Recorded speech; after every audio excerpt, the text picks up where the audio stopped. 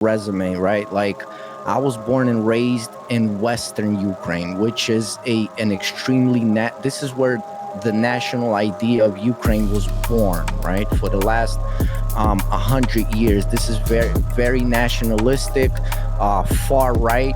I was also myself very far right until the age of 19, because I was very heavily influenced by this. And again, like a little resume so people don't think I'm nuts. I speak 5 languages. I was born and raised in Ukraine. My family's still in Ukraine, and I've been advocating, and I've been like my heart is screaming for people to understand. And I don't want to break your heart right now, Mel. I love you. I really, really love you. Ukraine is perhaps the most, if not one of the most corrupt countries in the history of humanity.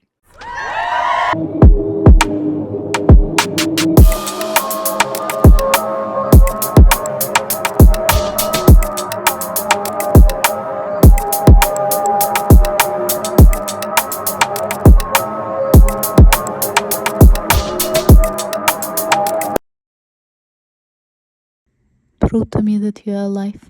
What satisfied you about the previous administration besides you thinking that Joe Biden is a nice guy? I was thankful that he got that transportation bill moved forward. I thought that was crucial, and I was so disappointed because when Trump was in office the first time, he had an opportunity to get that done, and he didn't take it. And I was like, why are you not doing that? Mm-hmm. Like, it's putting people to work. So I was thankful that that happened. I would have liked to have seen him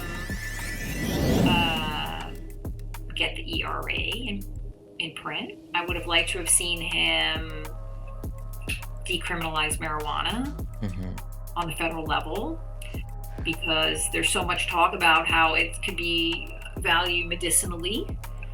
And plus, people getting, like we talked about, people getting locked up for no damn reason, man. Right, because you're smoking pot. It's way less worse for you than drinking alcohol. Alcohol's Absolutely addictive, for fuck's sake. But I was like thankful that Joe was trying. You know, he was helping out Ukraine. That was hugely important to me. What do you think? What do you think about him? And we're gonna get to the Ukraine because I'm from Ukraine. What do you think about the fact that for the last year or a couple of years, he wasn't all there? Like, he was really wishy-washy. And but we're talking real visible decline. Decline meant like this wasn't something, you know, like a propaganda, like this was visible. Like, what did you think of that? Yeah, well, in my mind, I'm like, okay, Grandpa. And when he was like, I'm gonna run again, I was like, why? You're too like, that's old torture, right? Yeah, I was like, dude, you're too old to run again. In my mind, I'm like, you're barely hanging in there now. And I had faith that the people around him would help guide him. I think, like, for example, the whole marijuana thing, this is an issue I have with the way our government runs. They are too concerned with corporate America's interests. If they make marijuana legal, pharmaceutical companies will lose money. Of course. I don't fucking care about that. That's big, though. You have to, people have to be real and remember there are people that are signing these checks, man. Yes. Like, we have to remember that DC has legal lobbying. Like, which should not be legal, in my opinion. We can't be naive about these things. Like, lobbying should not be a thing. But we have to be realistic about that. There are sponsors on top of these. It's a legal form of bribery. That's all that is. There are sponsors on top of these political figures that we see, and we just, like, it's a reality, man. Yeah. Well, somebody recently said to me, I don't know, trying to entrap me in some conversation. I think, oh, if the president's only allowed to have 2 terms, all public officials should only be allowed to have 2 terms. And I was like, I am totally down with that. I have no fucking problem with that at all. The governor of Texas, he's been in office way too long. He is so corrupt. That state is like literally that Eurocentric yada yada, all there. He is owned by the oil companies. So nothing he does is for anybody's good except the oil companies. So yeah, I'm like, yes, hell yes. And by the way, once you're out of office, you don't have the health care anymore too. If they ended that policy, there's all the fucking savings they're looking for. Okay? You're not in office anymore. You ran for Congress. You served 1 term. Good for you. I'm not paying for your health care for the rest of your fucking life. How about that? There's a way to save money. Sorry. So okay. so when these last elections came around and we woke up to Donald Trump back in office, what was that like for you? I was actually kind of shocked. And a friend of mine was like, you shouldn't be so naive. People love to hate each other more than they love, they love their money. And I was really disappointed that we had learned nothing from his first presidency. And people, this is one of the things people like to say to me. We didn't get into any wars while he was president. No, we were fucking dying from COVID, you idiot. That's why we didn't get into a war. Okay. We were just trying to stay alive at home. I don't know how people forget about, I call it the plague. Like why people forget about that. So, and I think also because we live like in these mostly liberal states that we forget that this country is so big and it's so vast and it's really not the way, tri-state is. And that's why sometimes it's very different. Yeah, we can wake up to like a shocking new president.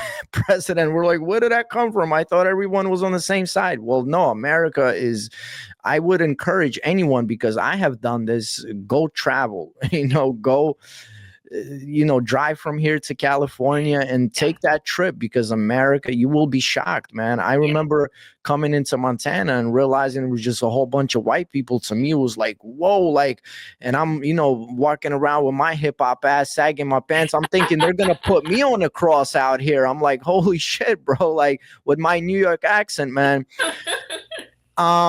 So this is what I want to, is it okay if I read, is it okay if I read one of your posts? This was from 4 days ago. Yeah. So it goes like this. Hey, Trump voters, or maybe it would be best to just start referring to you as communist because your guy did this.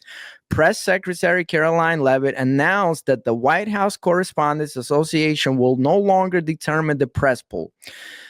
That is exactly what Putin did when he took power in Russia, and we all know how much freedom the Russian people have. Can you expand on that? Yeah, so a lot of people try to push back. Oh, Joe did this. He banned all these people. How is this different? Now conservative media can be in the room. Yeah, but Putin did it so that he could only let the people in who wrote about him nicely. And slowly that list got smaller and smaller and smaller and smaller and smaller until there's only one outlet. That is not freedom of speech. Okay? What Joe Biden did was tell people that you have to be paid as a journalist to get journalist credentials for our pressers. Very different thing. And he still was not deciding who's in the room and who's not in the room. He just told the organizational group, people who you're letting in have to meet these very basic standards. They have to have been paid for journalism and whatever period of time. I don't want, and Trump does this a lot, somebody asks him a tough question. And, a lot of people do this. He does this a lot. They're talking, trying to ask a question. He starts talking over them before they can really get out what it is that the information they're hoping to acquire. And then they're like, but no. He's like, don't talk. Like, he tries to fucking big daddy them. Mhm. And But he's a real estate guy, though. Like, why do people forget he's a New York real estate guy? So yeah, he dealt with gangsters his whole life. he has dealt with some really horrible people. He has relationships with the Russian mob in New York. But listen, you like people have to realize the real estate in New York. We're talking about the Union. We're talking about La Cosa Nostra. We're talking about like the five families. Like that's who and that's the people that he dealt with. So okay. But like Yeah. a little courtesy goes a really long way. Right. That, you know what I mean? Just respecting that person's time. They're trying to respect your time by asking a very succinct question. And he's not really good at being direct. He gets like, I don't like the way you asked that. You know, he tries to bully, whatever you want to refer to that behavior. I don't even know how to classify that behavior exactly. Sometimes it's bullying. Sometimes it's, you know, I'm the big man here kind of weirdness. But he decided that a couple of independent news outlets, I think it was AP and Reuters, I don't know, Reuters, aren't allowed in anymore. AP because they won't refer to the Gulf of Mexico as the Gulf of the United States or Gulf of America. Yeah. Fuck, he thinks he named it. You don't get to name it. It's not your property. Mm-hmm. So, and now there's a bill. Instead of Greenland, the red, white, and blue land. Yeah. That's hilarious. Some hokey, I don't know, some senator from Oklahoma introduced that bill into this week to buy Greenland, allow the president to negotiate. I know, I'm hanging my head in shame. But I'm not going to say what I want to say because it's so inappropriate. But, you know, I think that he does not have a basic sense of respect for people. Okay. What do you think? That step by saying, I'm not going to let you in because you won't call it what I want it to be called. I mean, what are we, 10? No. They're a fucking news agency. They deserve to be in the room. They're a respected news agency, and they're not political. It's AP. They're not journalists. They're reporters. There's a difference. Did the whole story with like grabbing pussy and all that, did that trigger you as like the way that you are? Surprised me. Uh-huh. I But was that like, didn't well, of course that didn't it does, privately and publicly. I'm not someone who like follows personalities. Like I don't really care what Hollywood does. But that didn't trigger you, right? No, it didn't trigger me like. Oh wait, you cut off. Why did you cut off?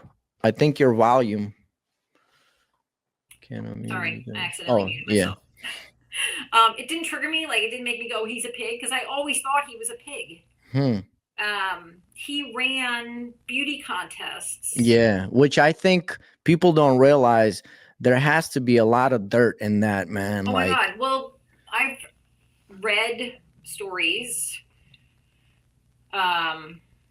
Moms whose daughters were in these beauty contests were interviewed by different news outlets, and he would feel perfectly comfortable walking into the dressing rooms while young girls 16 and under were in different states of undress. And when the mothers would be like, hello, privacy, he would be like, well, I have a daughter. Yeah, but this isn't your daughter. Okay. So please respect that. My daughter is, needs her privacy from all male adults who are not her father or brother. And he refused to show that basic respect to people. And that to me is a little disturbing. And the things that really disturb me is the comments that he makes about his own daughter. Oh yeah, we heard some of those. he would sleep with her if she wasn't his daughter. I'm We like, we we please. we heard some of those. I think that sometimes he doesn't control his mouth at all, man. Well, Um, this is one of the reasons I do worry about him cognitively. huh? I mean, I know Joe definitely had his cognitive issues, like Grandpa. He needed naps, Yeah, and he can't obviously stay up past 9. yeah. So I mean, like, I was like, oh, yes, Joe. The people around you are trying to look out for you, but dude, you got to be able to be on it.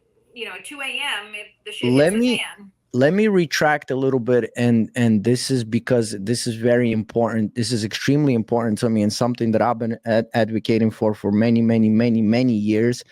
And if you look me up, I am the only artist that has so many songs with the word Ukraine in it.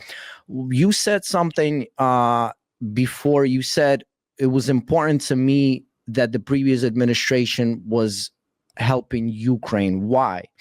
Because I think what Russia did to Ukraine is wrong. And I don't believe I've posted about it yet. The exchange in the Oval Office. No, you did. You did. Between Trump and Ukraine. I'm sorry. Zelensky. Zelensky. Yeah, sorry. Russia literally invaded a sovereign nation. They just went in there gangbusters, like it's really ours because it was, I don't know, 100 years ago. I don't even know. My history is terrible. So we owned it then, so we're getting it back. No, they're a sovereign nation now. This is so interesting. If you want them to come back into Russia, then you should speak to them. This is exactly why I wanted to get your opinion on this, because I think that your opinion is a huge also majority of the opinion. And again, knowing your heart, I know that your heart is in the right place. And for many, many years, I've been advocating this for Ukraine. What I'm about to say is, and just to give a little resume, right? Like, I was born and raised in Western Ukraine, which is an extremely this is where the national idea of Ukraine was born, right? For the last 100 years, this is very, very nationalistic, far right. I was also myself very far right until the age of 19, because I was very heavily influenced by this. And again, like a little resume so people don't think I'm nuts. I speak 5 languages. I studied in the Vatican. I was born and raised in Ukraine. Like, I traveled all around the world. My family's still in Ukraine. And I've been advocating, and I've been like my heart is screaming for people to understand. And I don't want to break your heart right now, Mel. I love you. I really, really love you. Ukraine is perhaps the most, if not one of the most corrupt countries in the history of humanity. I know they've had a lot of issues. And the reason I'm saying this is because the people, my people, our people, your people, the regular folks are suffering, and they have been suffering for the past 30 years, like heavily. Why? Because just for people to understand, we came out of the Soviet Union, and I was there when, so the city that I'm from was the first city that raised the blue and yellow flag even before we became independent. So just to give you an idea of how nationalistic my town is, right? So I was there when they took down Lenin statues. We were all walking in circles, spitting on his head. Like, this was a big, like, the dads would pick up their sons to make sure that you get a good, loogie, like to spit on the head of Lenin. I will never forget. This was a historic thing, right? So we came out of the Soviet Union with being the 3rd economy in Europe and the 6th economy in the world. And for the past 30 years, Ukraine turned into this oligarchy where the hierarchies that are not even mostly Ukrainian are just been robbing the country clean. Have you ever heard of the show called The Servant of the People? No. So Zelensky, he's an actor. You know that, right? Yes. Yes, I So do know that. yeah, he spent 10 years in Russia, in Moscow, right? I think he still actually has the Russian citizen, surprise, surprise, citizenship, surprise, surprise. I don't think he ever gave that up. But for you to understand, he's what we call in Ukraine, he's a Russian Jew. Like, he's from the Russian speaking side of Ukraine. All his life he spoke Russian, you know, like whatever. And whatever. We don't, like in Ukraine, you know, some people speak Russian, some people speak Ukrainian, whatever. Right. That's not a big issue. He was a project of Kolomoisky. Do you know who Kolomoisky is? So it's this oligarchy, right? Oligarch that had 3 citizenships, even though the Ukrainian constitution says you cannot have 3, so you can only have 1 citizenship, right? So get this, Mel, and I really want you to see the show if you get a chance, because What is it? it's called The Servant of the People, just like his political party is called The Servant of the People. I think they have the English version now, right? Okay. So it's a mind-blowing thing of the way this sociological experiment happened, because check this, Mel, right? They did a show where a regular guy becomes president, right? He wants to become part of NATO. And then guess what? The war breaks out. Like, can you imagine? Then this is 2016, 2017, and Wow. Ukraine breaks up into these little parts, right? And my heart is screaming again. I have the coat of arms of Ukraine right here. Like, Oh, I got nice. this tattoo when I was 18. I just want people to understand that I am the biggest advocate of Ukraine, but for the Ukrainian people that have been they have been suffering, right? So just for people to understand, in 2019, Zelensky and his political party you talked about freedom of speech. He banned all opposition media. He banned all opposition parties. And guess what? Friends of mine that were in the media all of a sudden started disappearing. People were disappearing. People were getting executed. And when people get shocked of hearing this, when Americans get shocked of hearing this, is because we in America, we don't understand that somewhere there could be such a lawless state, right? That it breaks my heart because of the people. Like, it's a lawless state. So, and I want you to get the idea of how bad it is right now, that when people in the West, in Europe and America are protesting with blue and yellow flags, the mothers in Ukraine of the soldiers that are dying, they are not allowed to protest. And there are many mothers like that are also going missing right now. Do you know who Gonzalo Lira is? No. He's a friend of mine. He's an American journalist. He was in Ukraine. He started to speak about Zelensky. The guy disappears, dies in a Ukrainian jail. Oh, shit. So, right. So, and I'm like, my heart is screaming for people to understand that please don't associate Ukraine with its political party or the oligarchs. Like, there are Ukrainians that are the regular population, and then there are the oligarchs that have been running the country. You see, the crazy thing about Russia is, and I come from one of the most anti-Russian towns in the whole entire world. One of the craziest thing about Russia is that Russia was on the same path in the 90s and the early 2000s, and then something changed. You know why? Because I have a lot of friends in Russia. Because I communicate with people in their language. And the reason why people are standing behind Putin is because their life got better from what they had in the 90s. You understand? In the 90s, it was lawless. It actually got better, while in Ukraine, it's in stalemate. You understand? Yeah. So do you know what happened in 2014? In Ukraine or here? Yeah, in Ukraine. Off the top of my head, no, I'm not sure what you're talking about. So when everything started, like the conflict, everything that we find ourselves in right now, right? So there was a revolution, right? Which you know what like a revolution means. A revolution means that a political like the politics of the country has to change completely, meaning Right.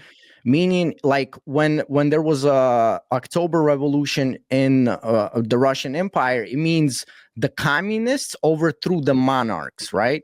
While in Ukraine in 2014 they called it a revolution, but one thief overthrew another thief, basically, right? Yeah.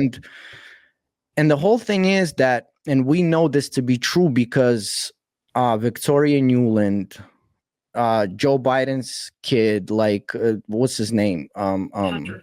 Hunter Biden. They were all, so just to give you an idea, remember when January 6th happened in Washington, D.C.?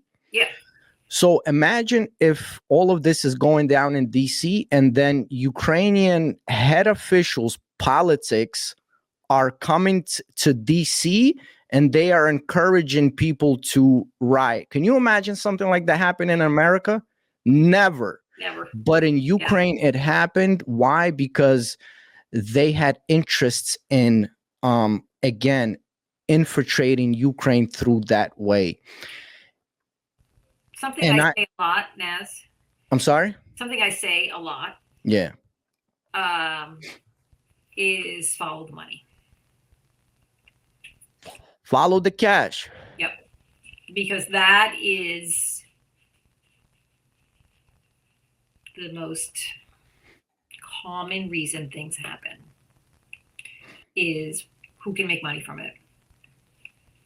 And I know, like, we're supposed to be in the capitalist society here, and I don't have a problem generally with capitalism. I think it's good when people are successful.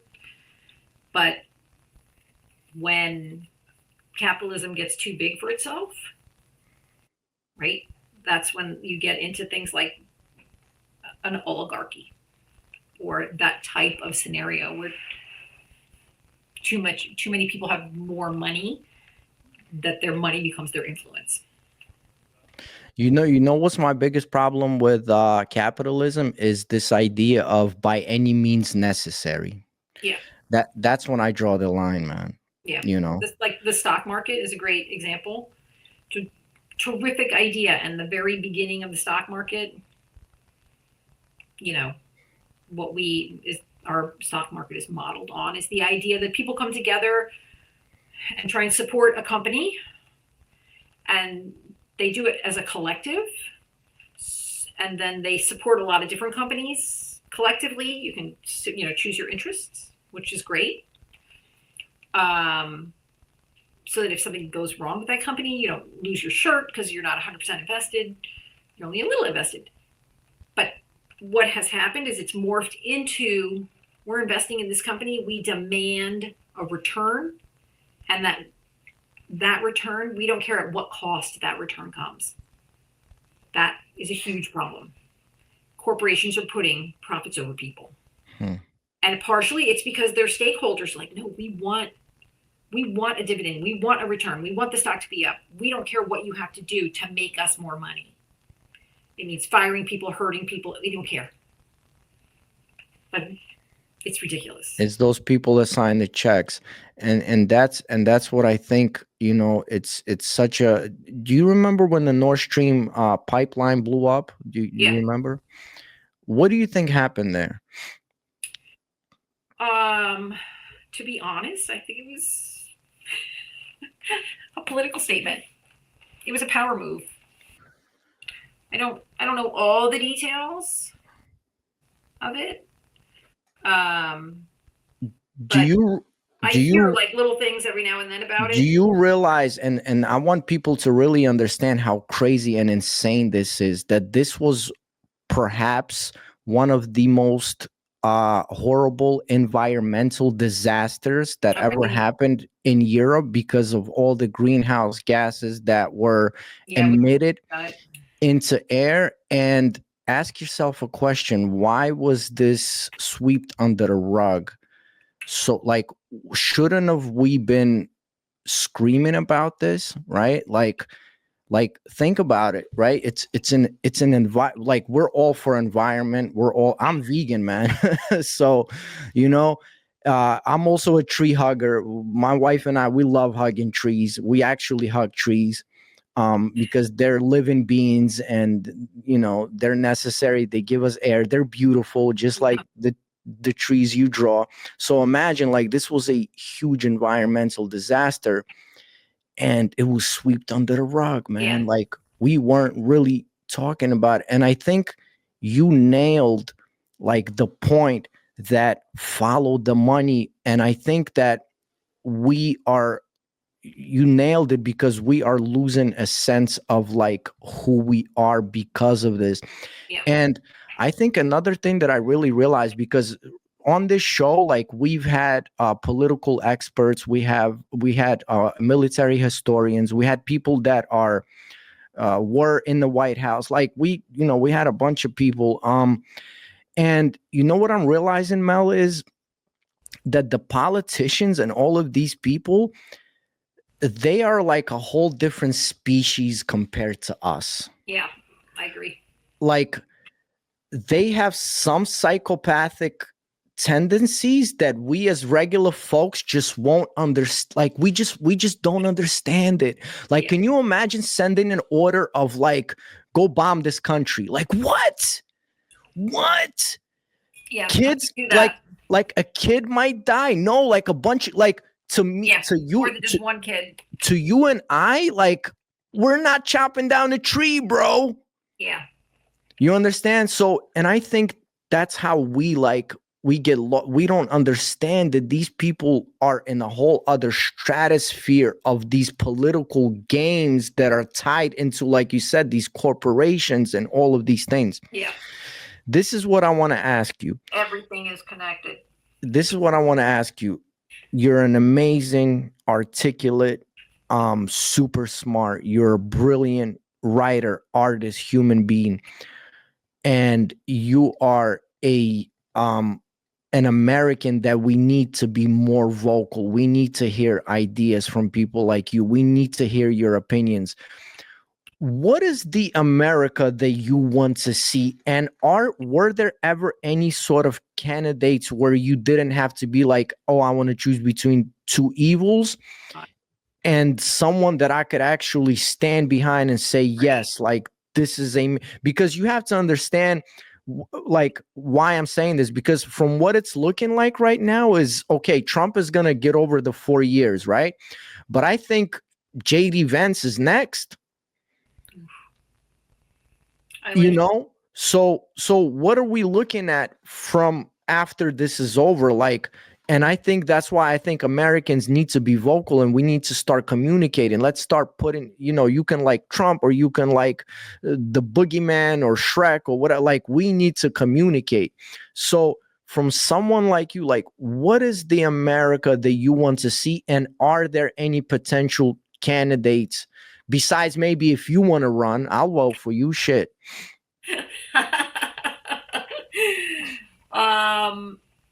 I just really, to me, when we talk about the American dream, I really just want to see a place where everyone can feel equal. I think that is really the most important. And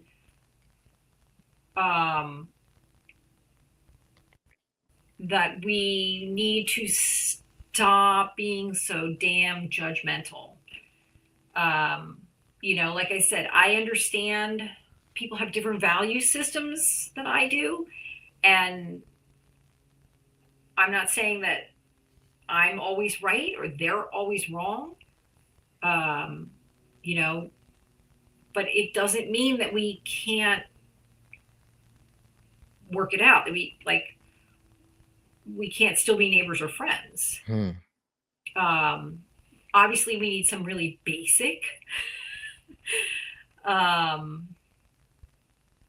common principles. like valuing and respecting each other. Um, but I would really like, my ideal place would be is where we literally all are equal. I can't really think of a candidate off the top of my head that I voted for that I felt completely 100% about. You know, no one is perfect, and we've all done shit that maybe at the time we knew was wrong, maybe we didn't, but later we realized it was. You know, everybody's had those moments, and if you're not having those moments, you might not be growing. I think it's really important that everyone continues to grow and educate themselves. You know, people, as a teacher, people always like to talk about college. You don't have to go to college to be educated. Oh, snap, a teacher's telling us that. You know, some people, college isn't the best way for them to stay educated. You know, I went to college after high school. I probably wasted my dad's money because I didn't have a good high school education. I didn't know it at the time. It wasn't until years later that I realized how lacking it was. And you know, I didn't like stay stagnant. I kept pursuing knowledge in areas that interested me. And I think that's hugely important. And I like, that is one of the things I say as a teacher. I'm like, you have to figure out what you like. And even if like it means graduating from high school and just taking some wonky job so that you can buy your own gas money and your parents don't yell at you, you can go down to community college, or you can go to a community center. You can volunteer someplace if you like helping people. You need to figure out what makes you happy, what makes you feel like you're contributing, because you need to be contributing. And I think if we can get to a place where we are like that, like we are established, where, you know, people have time to figure out what it is they need. I'm like on my third career, because yeah, the first career was fine, and then, you know, a little bit of this, a little bit of that. And now I'm doing something I really, really enjoy, and I like, it's fun. You know what I mean? If you don't like your job, you're going to be miserable. And it's never too late, right? No, God, no. I don't know, 40 something when I went back to school to become a teacher. You know, and my friends were like, "You're what?" I'm like, "Yeah, I had to go into grad school because my undergrad credits, my grades weren't good enough." So I had to go to grad school. I think that's awesome. I think that's so awesome, man. And I took it more seriously because I was an adult. I graduated with my 3.97, you know, woo. Because I was, you know, it was something I was really interested in doing. And, you know, I cared about it. I was having fun doing it. So it was worth all the fucking shit I had to go through to get that piece of paper, you know, to listen, you are now potentially teaching, and this might be a reality. You might be potentially teaching, let's say, a future president. What do you think is one of the most, or some of the most important qualities in a leader of an America that we would all like to see?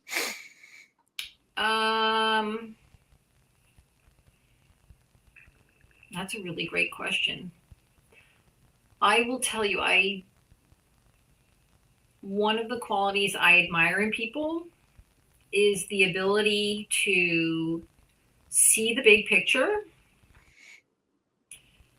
you know, to have the knowledge to understand the big picture, or the curiosity to figure it out, and then make decisions. Prove to me that you are alive.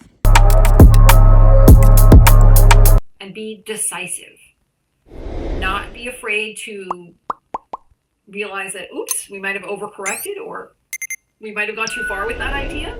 Okay, so let's repair, right? Reflect on what you're doing. Being reflective is hugely important, right? Educate yourself, reflect, and learn from your mistakes. Wow. And if you're able to like admit mistakes too, yes, right? That is That's so important. So many people are like, oh, it's a sign of weakness. No, it's a sign of growth. Yeah. And strength. Yes, to be able to stop and say, I am sorry, I was so incredibly wrong. Yeah. About this, or that was such a major mistake on my part. People got hurt, or, you know, this bad thing happened, or that bad thing happened because of a bad decision I made. At the time, it seemed like the right thing to do. And I think it was Bill Clinton, if I'm remembering correctly. He's the guy that signed the 3 strikes you're out thing. Mm-hmm. And years later, he was like, oh my God, what the hell did I do? That was such a bad choice. But at the time when he did that, I was like, motherfuckers gotta learn. Like, in my mind, I was like, you need to get your shit together. You need to realize that one more fuck up and you're done. But the reasons why all those fuck ups were happening for people are not solved by prison. So, and that, like, as an example, this is another thing that I appreciated about Kamala Harris. She was trying to play the long game on immigration. Look, oh my God, look, I don't want to keep you here for much longer because we've been here I could probably be here with you forever. Like, this is so incredibly interesting. I don't want to keep you here forever. But I want to see what you think about this, right? So now, like, when we look back at history and we look back at like this Eurocentric, whatever, Judea, blah, blah, blah, blah, right? And we think, man, the white people man, shit if you want. Yeah, and we're like, yo, the white man, that's, those did some evil shit like slavery, colonialism. So now if we think about that society, right, like obviously the leaders of that society was implementing those things. But even though if some part of the population didn't agree, people were still partaking in all of that, right? Yeah. So now us as a society, right, we have one administration where it's like, oh, all you immigrants, you have problems in your country, come on over, right? Yeah. And then all of a sudden we have a switch and it's like, well, nah, all you guys are freaking going back, bro. Yeah. Right? And the same thing, like, let's say with Ukraine, because I know in depth about it, right? Like the Secret Service came in 2014, the CIA, like they overthrew the government, whatever. Like then they started this war and because like America is largely like this, whatever, not American people, but the powers that be, they're responsible for this shit, right? And now we're like, oh, well, like we invite this guy into the White House and then we embarrass him. And like, so I'm asking I'm asking us as a society in 100 years, how will we be able to look back and say, bro, are we now becoming that same white man?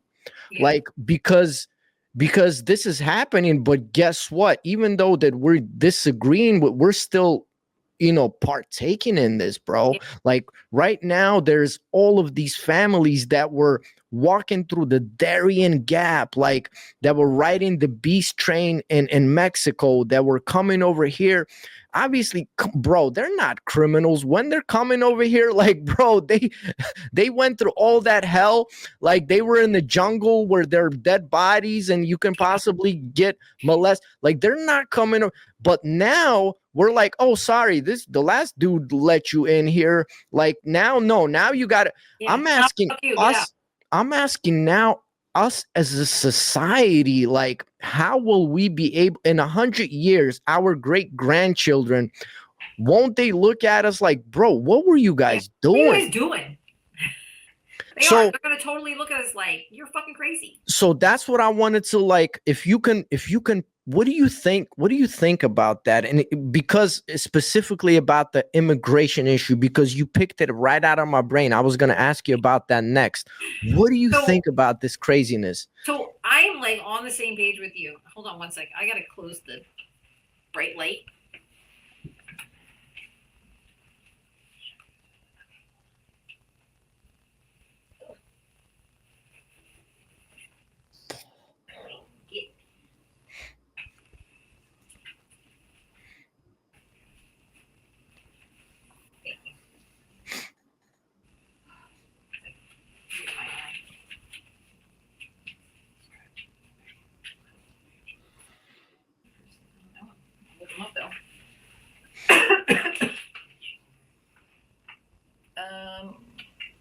Not too much longer. That's like, I feel bad. I'm taking up all your time. No. I'm taking your time, John man. just came in to show me a ad in the New York Times that some guy took out a full page ad trying to convince Trump that he should resign. So yeah, so what do you think about that whole idea? And like us as a society, like how are we gonna deal with this, man? Yeah, I like the whole idea that only the people that are coming here are criminals is bullshit. And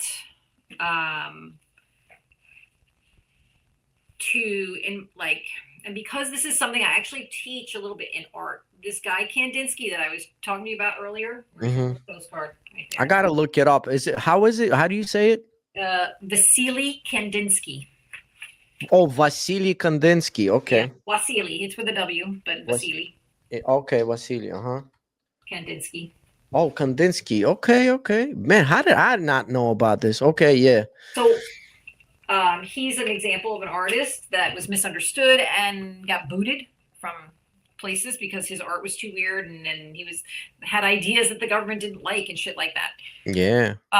To have to live your whole life in a place, right? To establish your life in a place, and then have to leave that place out of fear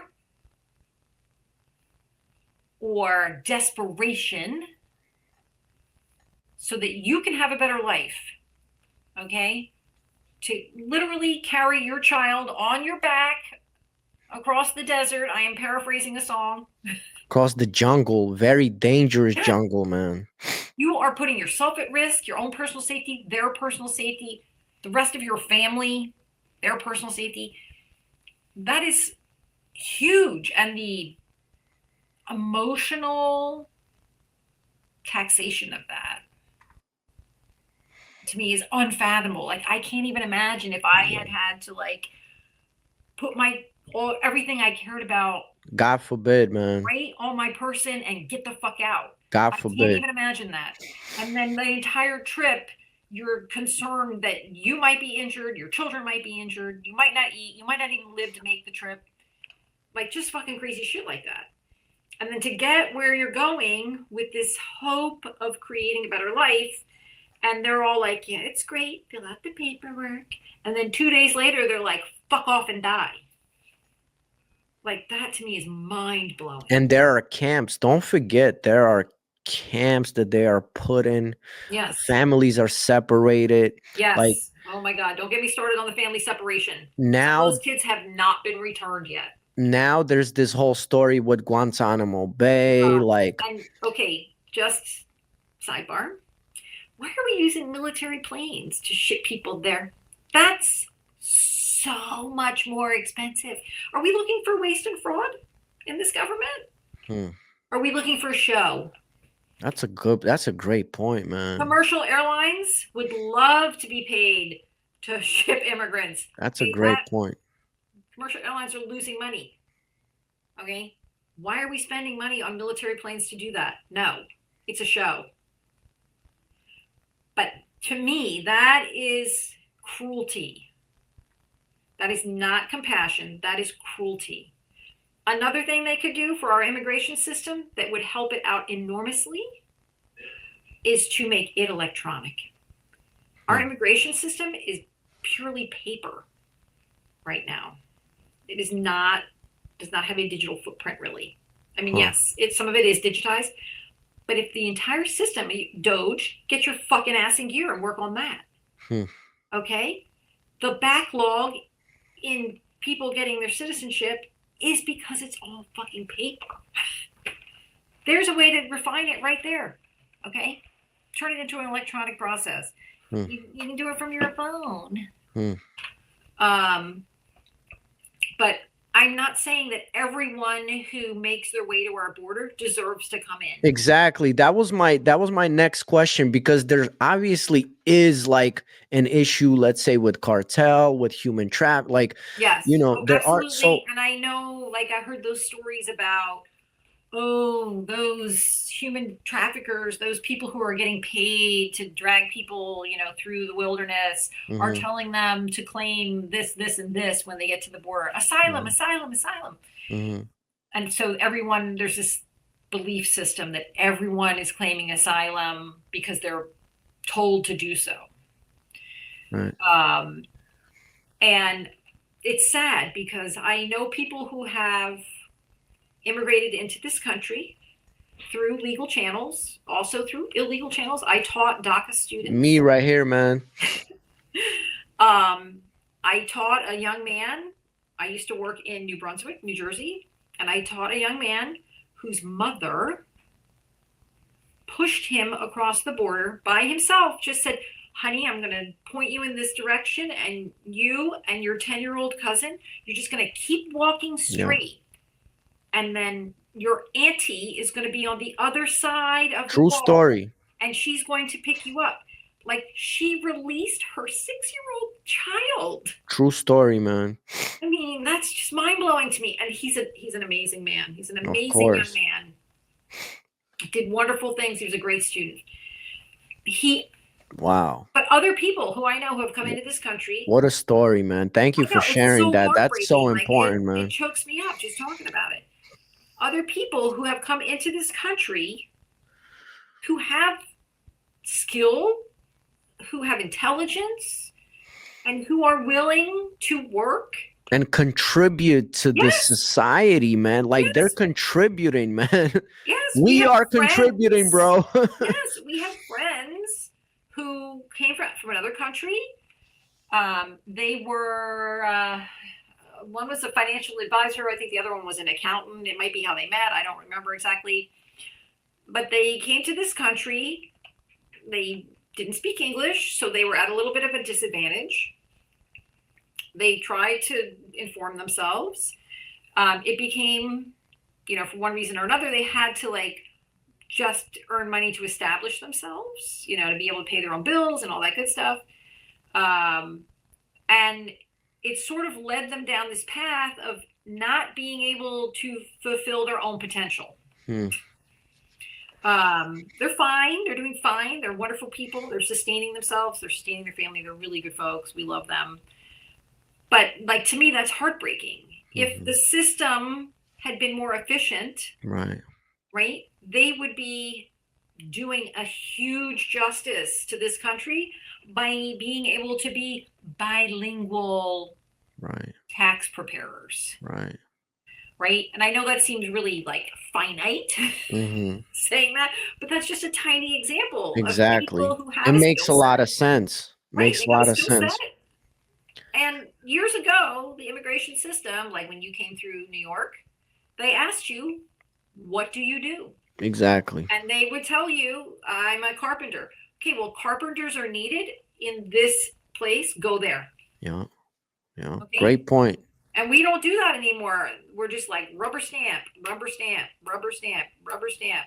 Let me ask you a crazy question, right? Us as a society, do you think that subconsciously we are able to turn our backs much easier on this particular immigration situation because these are Latino people and they come from this third world where we're well, I kind of feel bad, but okay, let them go. But do you think it's far-fetched what I'm saying? I don't think it's far-fetched. And I'm generalizing right now. I'm not talking and I'm individual. Generalizing too when I say this. Latino people are the target right now of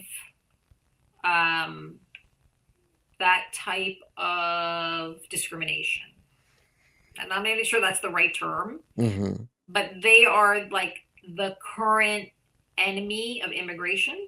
Right. Right behind them are Muslim people. Right. Muslim people used to be a huge target of when it came to immigration.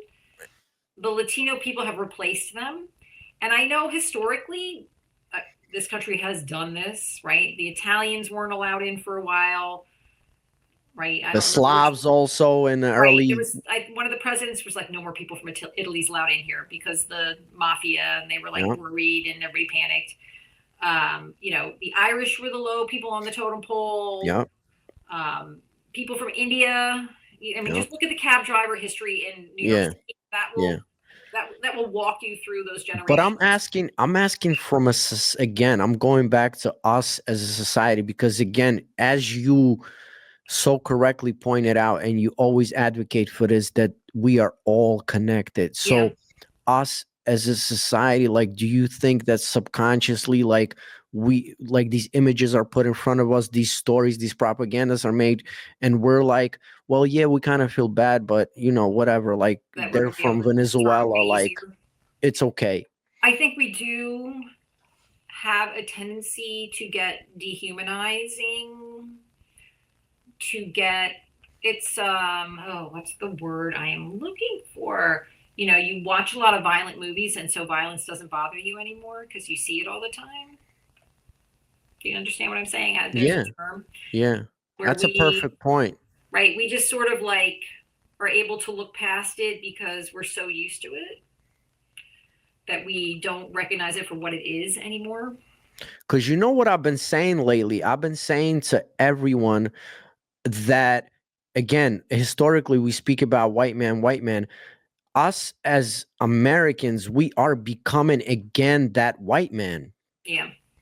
You know? Yeah.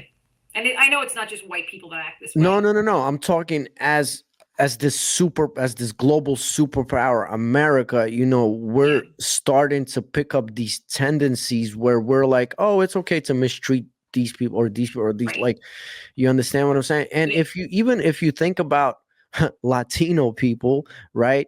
They are indigenous Indians of both North and South America. Yes. So who's the immigrant really? Like, that is always like, I have said that to people, like, your family immigrated here unless you're indigenous. So in my mind, anybody who's indigenous, they don't need a passport. They should be able to travel freely across any border. You are the people of this land. This is the place where you are originally from. You are free to roam. And people give me like, oh, that's silly. That's so old. And I'm like, but it's still true. Okay. Indigenous people were here before us silly white people. right. Okay. They were established civilizations and societies. Absolutely. And they went through their own trials and tribulations. Absolutely. I mean, look at the history of South America. Yeah. Right. There was some crazy ass shit going on. Yeah. But that was their history. And we came in and we were like, savages. Yeah. What are you crazy people doing? You're wearing, feathers and furs and like we got all freaked out about it. Instead of just recognizing that they were different. Mm-hmm. So I do worry that we're going to be able to like glaze over the cruelty that people are experiencing, and we're going to get numb to it. Yeah, the reason I've been advocating for this, and I bring this up, is because, again, I think us as a society, I think that we should be more responsible, for all these things. Listen, I'm so grateful for you being here. Thank you so much. You're welcome. It's so awesome to talk to you. I have two more questions. And again, you are a family.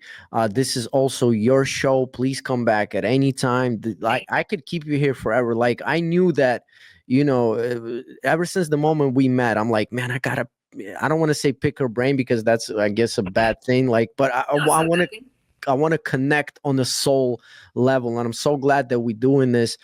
So I got two more questions. First, can you tell us a little bit about the book that you published? And congratulations on that, where you were a writer, co-writer, but it was a big project, man. So I was a contributing author. That's how I view my participation. It was the brainchild of a woman I went to college with, Hollis Citron. She's amazing. She's into like so many good things. I could like go on about her forever. But this was her brainchild, and it was partially because she sort of feels a lot like I do, like we need to love and respect each other. And so she had co-authored a couple other books as well. And she decided that this one would be about love. And there were 2 prompts that every artist, every author had to respond to. The first one was, I love you because. And the second one was, I love me because. And she was like, are you interested in doing this? And I was like, I guess. Like, I'm not really a writer. I don't consider myself a writer. And so she was like, well, think about it and tell me what you can do, kind of thing. And it took me a couple of months to be like, okay, I'll do it. It could be fun. It could be a good, like, expansion of self. So I did it. It took me down memory lane. And she said to me, you can do whatever you want. You can make a piece of art. You can do this. You can do that, whatever. And I just strictly wrote. I took it as a very traditional responsibility. And she came back to me later and she was like, I can't believe you did that. Like, that you just wrote me these 2 essays. She's like, I completely expected it to come back completely Mellerized kind of thing. And I was like, well, it's a book of essays. But it made me really dig. And I think I was kind of afraid of that when she was like, do you want to be a participant? I was like, I have to like say stuff about that will be forever in print.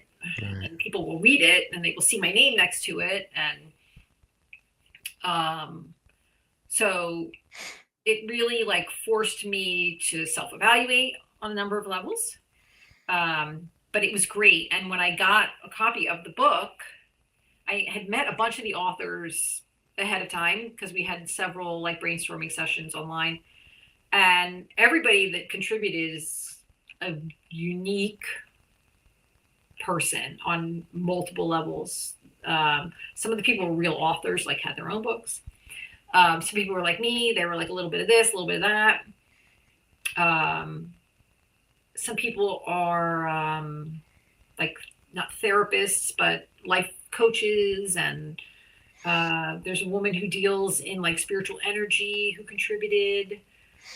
Just really interesting people. And to be online with them and to hear their stories and their voices was just such a great experience. So the book, I'm pretty sure it's still on Amazon. Yeah, I'm going to make sure to send me all the links that you would like me to plug in, but I will plug in that link. And I want to say, I don't know if you noticed, but I've noticed is that your energy pulls incredible people to you. It's funny. You said that to me at the shows, and I've always felt really fortunate to be able to engage with all kinds of people. When I had that big show way back when, I don't remember how exactly I met the guy. He's another artist. Maybe he just saw my work. I don't even know, but we became like fast friends. And then he exposed me to this entire group of working artists.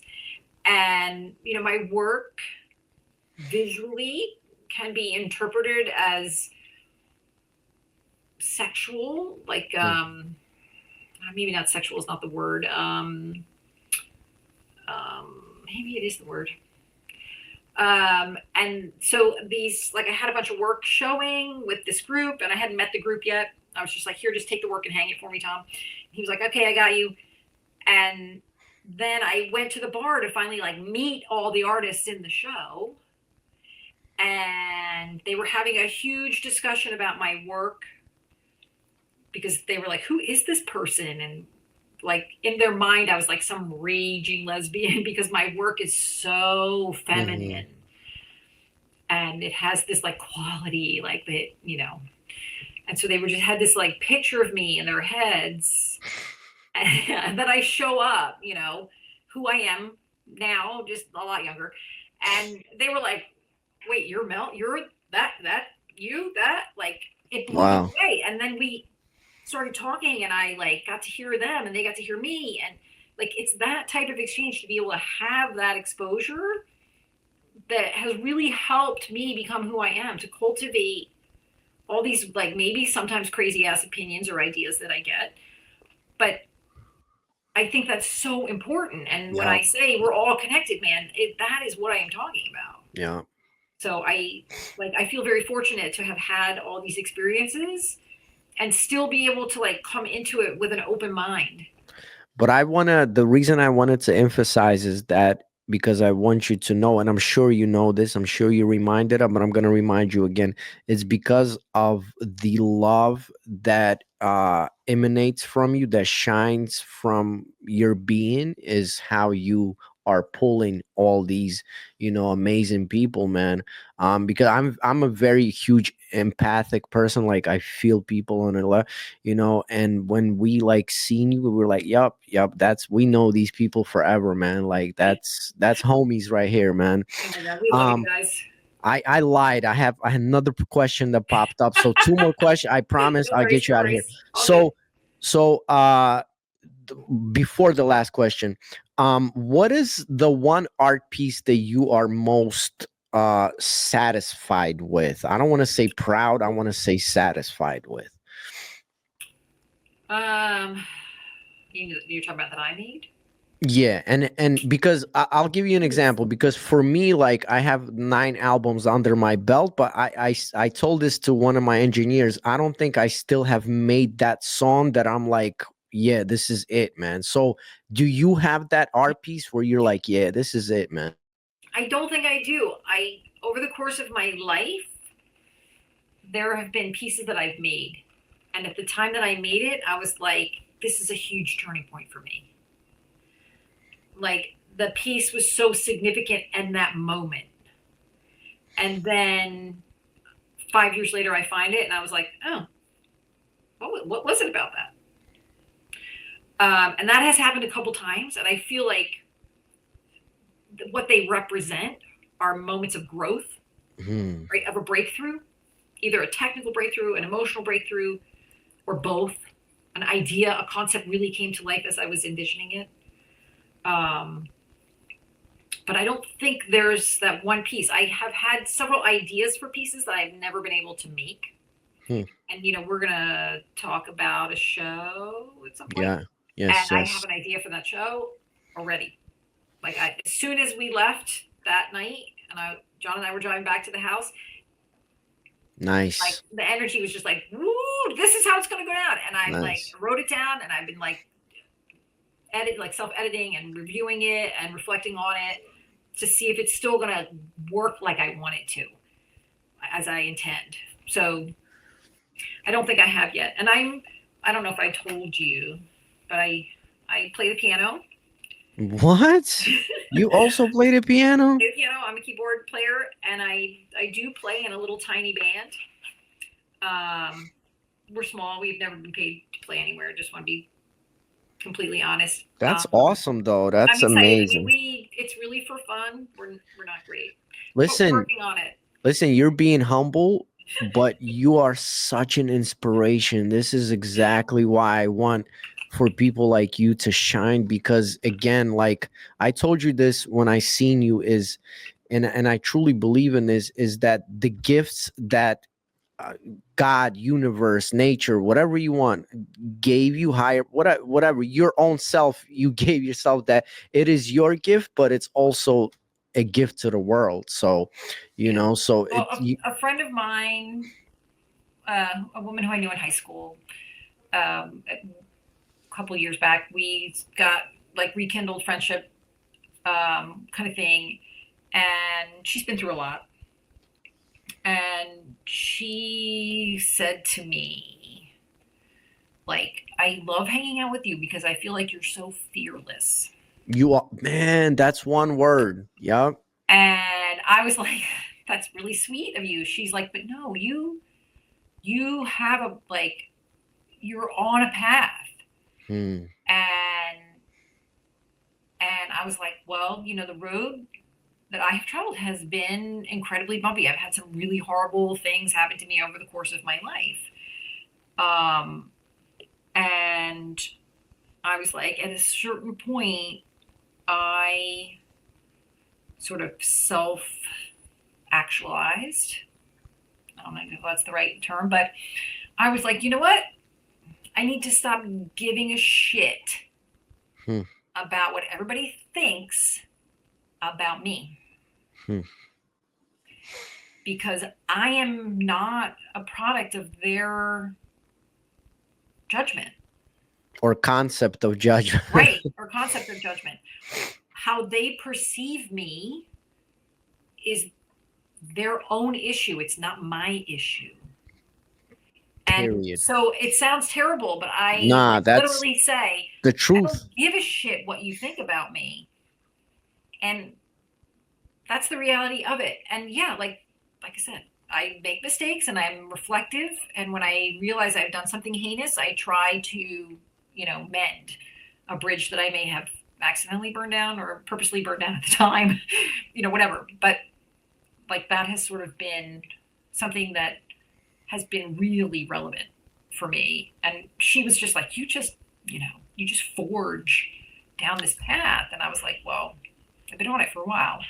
Man, I second that. And I'll add on to it. I think another such exceptionally beautiful thing about you, and I just like, it was an epiphany again that came to me, is when you meet Mel, there are no masks. Like you get the Mel that's Mel. Like, you know what I mean? Yeah. And I think that's a very unique quality, man, especially with the way like we internally, build and conceptualize this world. It's a very unique feature. So please don't ever change.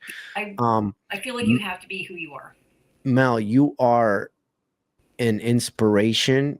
You are motivational. You are a prophet in a lot of sense. You are a messenger. You are a role model. Like your family is a role model to my family. Like we look at you guys as our role models. And you're an incredible human being. I don't ever want you to change. And I'm so glad that like people of all ages, all colors, all will be able to see and get inspired by you and your story. And again, you're a friend, your family. Please, you're always welcome back. I really pray that I didn't offend you in any kind of way. And like, no, and also, I want for people to also to see that, look, we are two people that respect one another. We vibe like on one level. There could be some things we disagree on, but I still love you and I still look up to you no matter what. And I will always go and fight by your side. And with that being said, I have one last question that's a tradition on this show because it's called Prove to Me That You're Alive. Mel, what is the meaning to life to you personally? Oh my God. That's a really great question. What is the meaning of life? But to you though, not like, generally to you. Right. No. That's terrible. I don't have an answer for that, I don't think. I mean, really, I don't know. Yes, that's really a good one, man. Nobody's ever asked me that before. There's so many things that are so important. So I don't know, maybe just like trying to lead a balanced life. Like that, I think about that a lot as a person because there's so many moving parts, to just being alive. And just being able to like maintain and engage with all of those parts in meaningful ways. It really requires balance. At that last love show in February, the woman who spoke first, the other author that was there, Chrissy, I think was her name, she spoke about self-care. And she was like, it's so important if your vessel is not full, you don't have anything to give. So if you're not filling your own vessel, there is no overflow, and the overflow is what you give out. And she read the introduction to her book, and in the introduction to her book, she like walked through moments in my life, and I was like, "Ooh, I've done that." Ooh, like some of them were uncomfortable, but she was really talking about balance, and I do think that that's an incredibly important part to having a good life, is having a balanced life, and that's always been really important to me. So. Wow, that's amazing. I'm sorry for keeping you here for so long, man. No worries. I'm selfish. I could keep you here for another 3 hours. Thank you so much for doing this again. Thank you. I've been looking forward to this. Yeah, I apologize for like skipping. I'm so worries. glad we did this. This was a wonderful Sunday. I always learn so much from you. And please don't forget a lot of good things to think about, man. Yeah, don't forget I made some notes. I have homework. Don't forget to send me all the links that I need to plug in. I'll send you as soon as I edit and put out the stuff. I'll send you the links right away. So how about you take us out of here today? Ooh, a send off? Is that what you're looking for? Yeah. All right. So something that a story I share a lot. The older we get, the more hopefully reflective we become on the life that we've led. And there's been moments in my life when I've met key people and they've said things to me that have really like put the pin on the map kind of thing.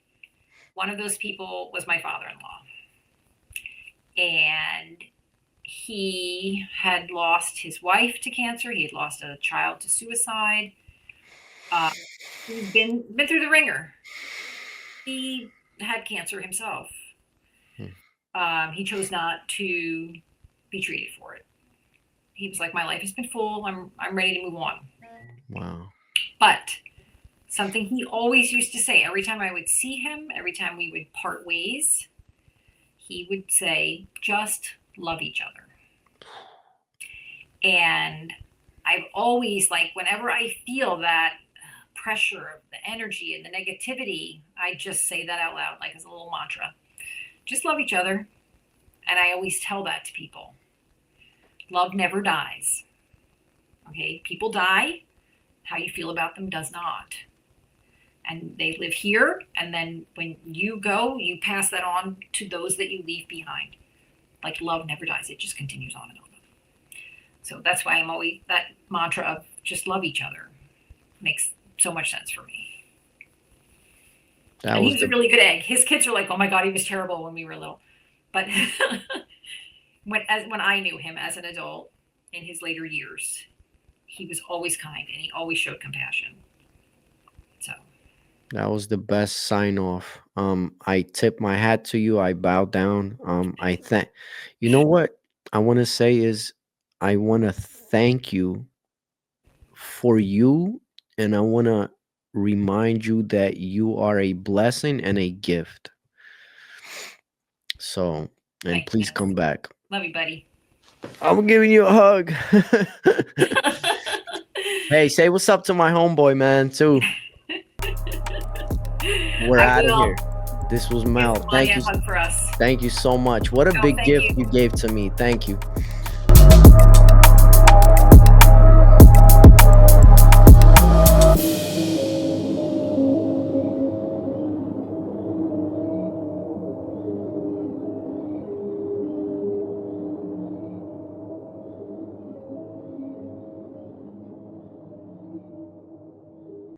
Prove to me that you are alive.